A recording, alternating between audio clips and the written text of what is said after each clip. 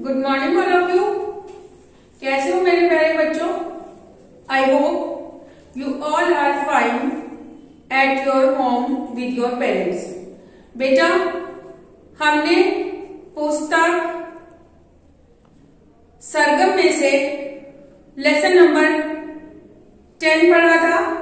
11 बेटा सिर्फ रीडिंग के लिए था, ठीक है। आज हम लेसन 12 जीवन और शिक्षण पढ़ेंगे, ठीक है।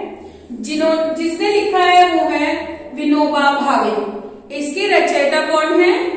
विनोबा भावे, ठीक है। जैसा कि हम अपनी स्टार्ट करते हैं लर्निंग, तो हम सबसे पहले क्या पढ़ते हैं?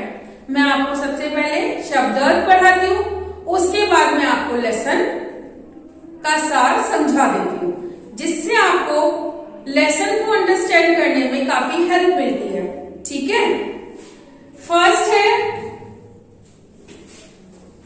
पद्धति। पद्धति यानी कि तरीका। किसी भी काम को करने का तरीका क्या होता है? किसी भी काम को करने का तरीका होता है कि हम जिस तरीके से भी काम करते हैं, ठीक है। सेकंड है विरुद्ध। विरुद्ध यानी कि खिलाफ। खिलाफ यानी कि हम किसी के अगेंस्ट हो जाते हैं। लाइक हमें किसी का कोई तरीका अगर पसंद नहीं आ रहा, तो हम उसको क्या करते हैं? उसके बिल्कुल ज्यादा खिलाफ हो जाते हैं, ओके। नेक्स्ट अलिप्त। अलिप्त यानी अलग रहना।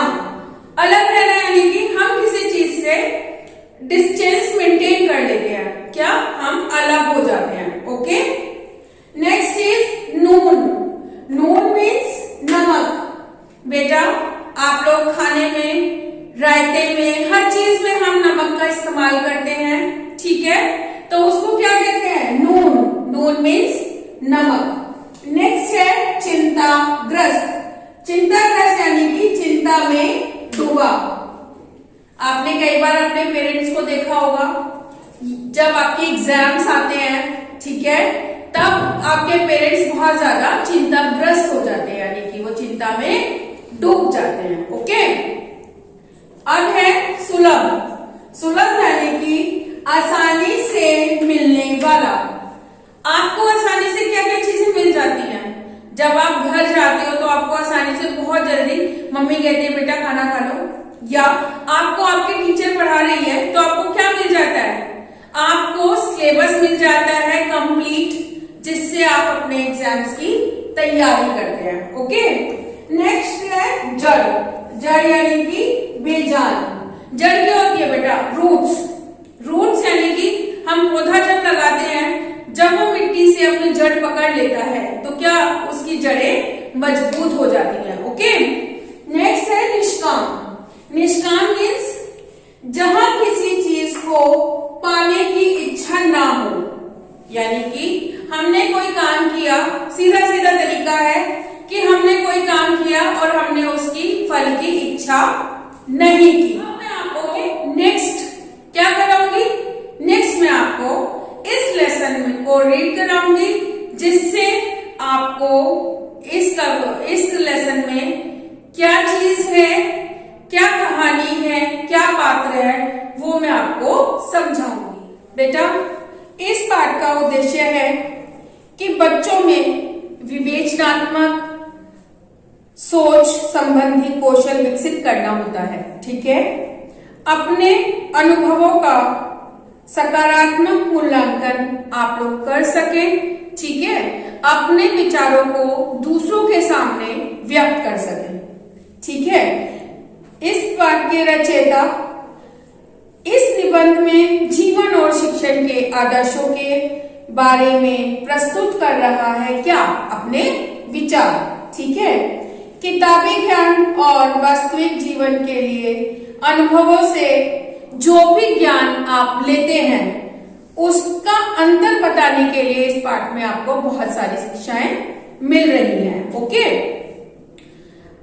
लेखक क्या बता रहा है? लेखक बता रहा है बेटा, जो कुछ व्यक्ति किताबों से सीखता है, वह संपूर्ण ज्ञान सच्चाई की भूमिका से अलग होता है। जो सच्चाई होती है वो भूख में नहीं कार्यक्रम होता है वो हमारे वास्तविक जीवन से परिपूर्ण नहीं होता है। ओके, कोई भी व्यक्ति एकदम से सारी जिम्मेदारियां नहीं उठा सकता, क्योंकि यह प्रक्रिया के तहत सभी सफलता हमें मिल जाती है।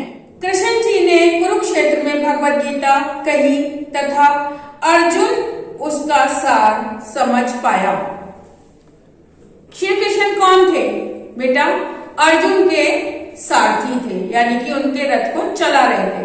तब उन्होंने युद्ध भूमि में भगवत गीता अर्जुन को सुनाई थी, जिससे वो सारा ज्ञान समझ गया था। ओके, परंतु घर गृहस्थी में जब भी हम आते हैं और जो हम अपने सपने सजोते हैं वो बेटा सब चकनाचूर हो जाते हैं। लेखक कहता है, कौन कहता है लेखक? विनोबा। जीवन और मरण दोनों आनंद की वस्तु होने चाहिए। जीवन और मरण, जीवन क्या है बेटा? जब हमारे घर में, हमारे परिवार में कोई नया व्यक्ति आता है या कोई बच्चा जन्म लेता है तो हम क्या करते हैं? बहुत सारी खुशियां मनाते हैं, ठीक है। लेकिन जब हमारे परिवार में किसी की मृत्यु होती है तो क्या होता है? हम उसका बहुत ज्यादा शोक या दुख मनाते हैं। लेकिन यहाँ पे क्या कह रहे हैं लेखक? कि जीवन और मरण दोनों की हमें खुशियां मनानी चाहिए। ओके, जितना भी हो सके अपना तथा दूसरों का जीवन सुखमय बनाओ। अपना और दूसरों का कैसे? एक दूसरे के साथ खुशियां। एक नागरिक को बेटा अपनी अपनी जिम्मेदारियां समझनी चाहिए तथा उसी रीति के अनुसार कार्य भी करना चाहिए।